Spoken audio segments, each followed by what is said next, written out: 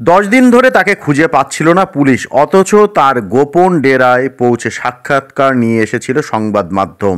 সেখানে তিনি বলেছিলেন তিনি তো পালিয়ে নেই, তিনি আর কেউ নন, সন্দেশখালী কাণ্ডের মূল অভিযুক্তদের একজন শিবপ্রসাদ হাজরা, যিনি আবার উত্তর 24 পরগনার জেলা পরিষদের সদস্য।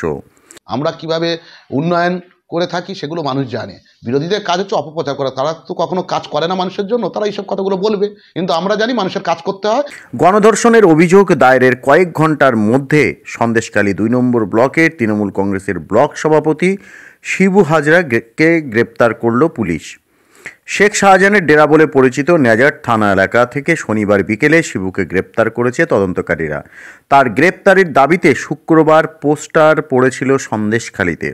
শনিবার আদালতে সন্দেশখালীর এক বধূর গোপন জবানবন্দির ভিত্তিতে শিবপ্রসাদ হাজরা ও উত্তম সর্দারের বিরুদ্ধে গণধর্ষণ ও খুনের চেষ্টার ধারা রুজু করতে বাধ্য হয় পুলিশ।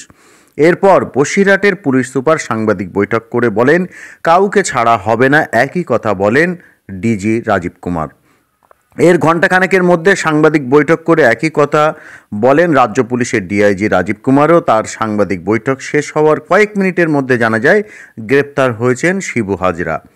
গ্রামবাসীদের অভিযোগ, স্থানীয়দের জমি দখল করে ভেড়ি বানিয়েছিল শিবু। তার লিজের টাকা শোধ করতেন না তিনি, উল্টে তৃণমূলের বৈঠকের নাম করে রাত বিরেতে গ্রামের বধূদের কখনো তৃণমূল পার্টি অফিসে, কখনো নিজের খামার বাড়িতে নিয়ে যেতেন। যেতে না চাইলে বাড়িতে পাঠিয়ে দিতেন সাদা থান। অভিযোগ, শিবুর ডাকে মহিলারা হাজির হলেও প্রথমে কিছুক্ষণ পার্টির কর্মসূচি নিয়ে কথা হতো, এরপর কয়েকজন সুশ্রী মহিলাদের থেকে যেতে বলতেন শিবু ও তার অনুগামীরা। অভিযোগ, মত্ত অবস্থায় ওই মহিলাদের রাতভর লালসার শিকার করতেন শিবু।